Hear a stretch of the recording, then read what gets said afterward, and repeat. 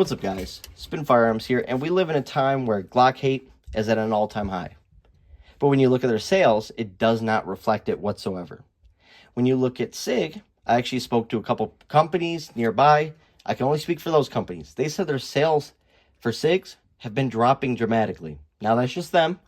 And I asked them about Glocks, even somebody who was a SIG fan there. I asked them about Glock sales. They said it's the same. It never changes. Now, why is that for a company that has zero innovation? Does not change their models. Everything looks the same, and they're lacking in a lot of areas. First off, we're going to talk about reasons why I do agree with the hate, right? The Gen 5, for example. Let's take a look at this. What's wrong with it? One, the optics plate system. It's pathetic. Just give us the Gen 5 MOSs. Give us maybe like 2 different slide cut options, right? 2 different optic cuts, obviously an RMR, and maybe one other. Just give that to us. Don't give us a plate system. Force us to use just a couple different options. And if people want to get their own plate system, that's fine. They can go from there. But do not give us this crappy plate system that doesn't even line up with the serrations. I mean, look at that. It looks ridiculous when it doesn't even line up. Next up, you're on your 5th generation of subcompacts. You have a rail on the 43Xs and the 48s, but you're telling me you couldn't get a rail on the Glock 26? That's ridiculous. That's just, it's insane. Next up, their sights. Obviously, we all know their sights are garbage. But what's interesting about that is, where's it at? I have a Glock 36. I don't know why I'm carrying it today, but those are metal sights. Glock could easily just put metal sights in there and call it a day, but they don't even do that. They won't even give us metal sights. I'm not sure why they want people to go out and spend more money and swap out parts right from the factory. And we're going to touch on the good stuff here shortly, because there's a lot of good that outweighs the bad. Next up, texturing. Notice I put grips or stippling on every handgun that I carry often, right? And that's just how it is. There's a couple I haven't gotten around to, but there's grips on them. And that's because there's zero texturing. You're telling me you couldn't even do something like this? Come on. You know they can. We all know they can. But they choose not to. When it comes to people saying, oh, it's the same system, it's not a chassis system, I don't care about a chassis system. I care about a reliable handgun that's easy to maintain and be simple, right? And that's what a Glock is. It is the easiest handgun. If you ever are in a crap hits the fan situation, if things ever turn south, or go south and turn crazy, this is the easiest gun to repair. You can swap out every single part in this handgun in under 5 minutes. Every part, the internals, the mag release, the slide stop, I mean everything, slide stop, takedown lever. Every single part within 5 minutes.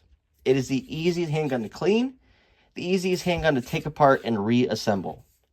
On top of that, if you notice, Glock offers every single caliber. Let me say it again. Every single caliber. You know, FN may have a 45, a 10 millimeter and stuff like that. But in terms of still in production, subcompacts, full sizes, compacts, you can get almost every caliber. One, they have a 22 long rifle, which is going to be their Glock 44. Then you step it up to 380. You have something like the Glock 42. They have a pocket pistol in 380. Then you step it up again. You have a subcompact, the Glock 28 and 380. This is one of the flattest shooting and smoothest handguns that I own to date. It is so easy to be accurate with. It is not even funny. If people, have weak hands or, have had surgery or whatever the case may be, you cannot beat a Glock 28. Then they have the Glock 25 and 380, which they just discontinued. But that's 15 plus 1, a compact of 380, an absolute beast of a setup. Next up, you have 9mm. Of course, they have 9mm options, right? You have the Glock 26, Glock 19, Glock 45, 19X, 17. You can go on and on and on. And they're just smooth as can be. A Glock and 9mm, once again, smooth as can be. Then you have a 40 Smith & Wesson that they still produce. They still produce the 27, the 23, the 22, and you can go on and on. And if you're wondering what holster this is the Flex Rig from Blacksmith Tactical. Code SPN for 10% off. I decided to go with the double discrete carry clips and a claw. And yeah, heck of a setup. That's code SPN for 10% off. Then from there, you have stuff like 357 SIG. I don't know of any other companies that are still producing a 357 SIG. And it's rare to find some companies out there actually supporting 40 with multiple models. So once again, that's a big, big win. And in multiple sizes. Then you have stuff like 45 GAP. Yes, I know no one carries it. It is what it is. But it's still a cool collector's item to have. to complete your subcompact collection. And it's a round made by Glock, so if you are a Glock fanboy, it's a pretty cool gun to just have and, you know, not really do much with. Maybe take to the range every now and then, shoot some buffalo bore out of it, and that's that. But when you really look at the ballistics of 45 GAP for what it is and what they're trying to do with it, it's actually a really cool and solid idea. It just never took off. Then you have 45 ACP. Where is my Glock 30 SF at? Right here. Glock 30 SF. So they basically make a subcompact with the flush mag that's 9+1. Then they make full sizes, compacts of 45 ACP. Then, last but not least, you have 10 millimeter. Now, I could have sworn I just had my 10 millimeter on here, but here it is right here. You have a 10 millimeter. So you have stuff you can bring in the woods or carry that will literally get you out of any situation in North America. Flush mag, 9+1 and 10 millimeter, all the way to larger. So one of the smaller 10 millimeters on the market for concealed carry. They literally offer everything for everybody, and that's huge for some of these mag restricted states. Getting more capacity, getting 9+1 out of a 357 SIG. Getting 9+1 or 10+1 out of a 45 ACP. Getting 9+1 or 10+1 out of a 29. Because if you're in a mag restricted state, you want the most power possible, right? Then we'll talk about their stuff when it's sold. Stuff like the Glock 22 was one of the most popular carried handguns by law enforcement. Same with the Glock 23. Same with, as a backup, the Glock 27. So you can go anywhere online right now and find a Glock 22 or a Glock 23 for $250 to $350. People always say, oh, the price of Glock is too much. Well, I'll tell you this. Their internals are made right. They're not made in Indonesia, and then they tell you they're made somewhere else. No, these are actually true internals. Their internals are built to last. Their quality, I mean, mess around with the internals of some of these other handguns, and you'll see real quick who actually uses good quality parts. And it's so simple, like I said, to take apart and put back together that anybody can do it. And once you know one of their handguns, you know every handgun. You can have every model of Glock, take it down the exact same way, take out every single part the exact same way, put them all together the exact same way. Plus parts from handguns, like 70% of part kits, match up with other Glocks. The only difference between like a Glock 26 and 9mm is that basically that guide rod. That's it. And obviously the barrel, you get what I'm saying. But what's interesting is I can take this Glock 19 slide and put it in my Glock 26. I can take this Glock 19 barrel and put it in my Glock 26, and it runs flawlessly. And you can get hybrids that'll look like this. Right? So you can make stuff. You can mix match. The Glock 43X, I can take this lower, put it on a Glock 43. I can put a Glock 43 upper on this. I can put a Glock 43 upper on a 48. I can put a Glock 43X upper on a 48. I can put a 48 upper on a 43. So there's all these interchangeable things. A Glock 27 can take a conversion barrel. So you can make it a 9mm and a Glock 26. You can take a 9mm Glock 19 size barrel and make it a, a Glock 19 with a conversion barrel for that size. You can make a 357 SIG. You can turn it into a Glock 32. You can turn it into a 23 in terms of using larger mags. The uppers, I mean, you can interchange all these parts with each other. And it's absolutely amazing. And that's why they don't change their system. Because once again, I have like 10 part kits upstairs that, lots of the parts are interchangeable between a lot of these different handguns.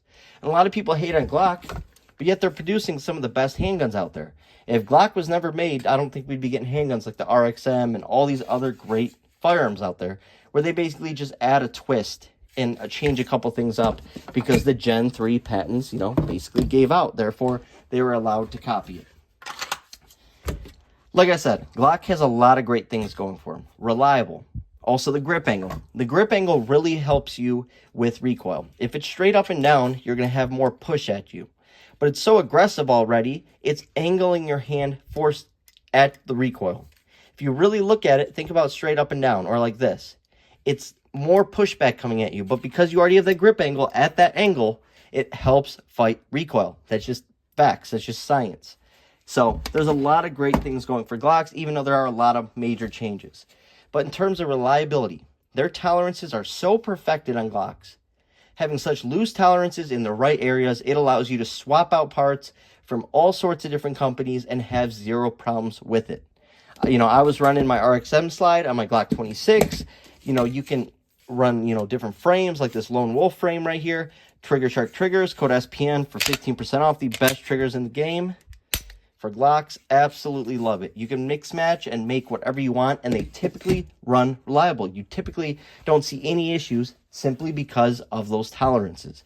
It allows you to, whereas a lot of other companies have such tight tolerances, you swap out one part here or there, and you have a major disaster on your hands.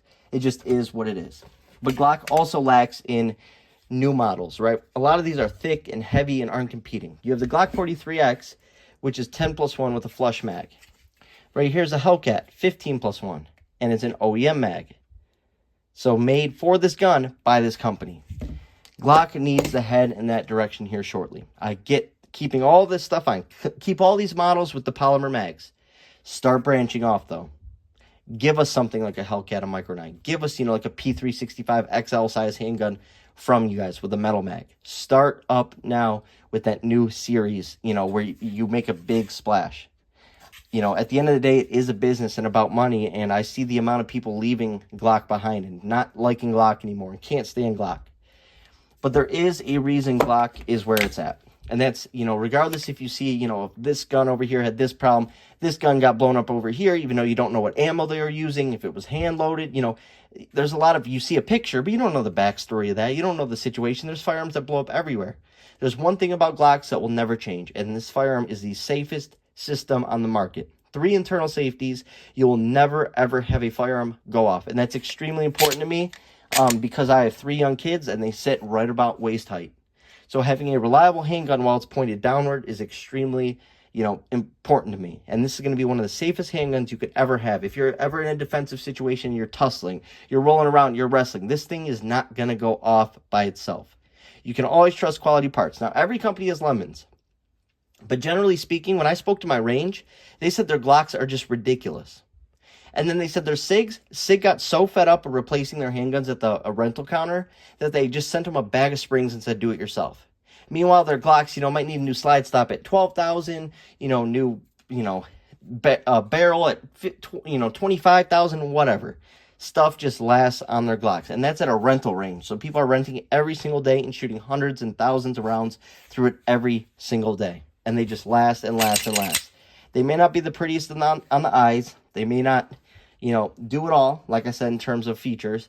But when you're really coming down to it and you want a good, reliable handgun, typically speaking, obviously every company has lemons, like I said, Glock will be there for you when you need it. For the range, yeah, I'm all day, a Prodigy, all these other handguns. But when it comes down to everyday carry, I got to go with my old trustworthy. I carry my Springfield, so I carry my LCP Maxes.